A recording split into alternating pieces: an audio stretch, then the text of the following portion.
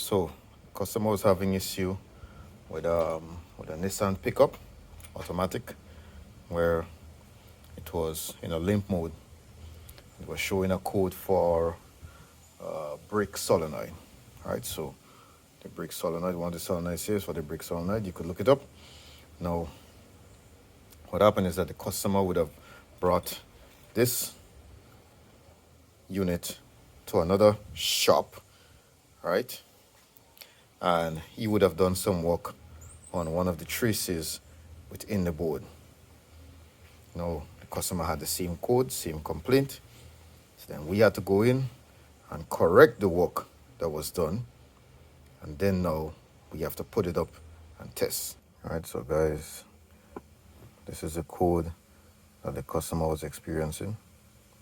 All right, usually those are hard codes when there's a fault on the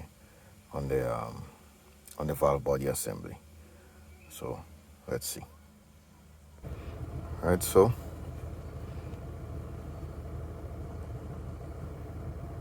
no code detected. All right, so another successful repair.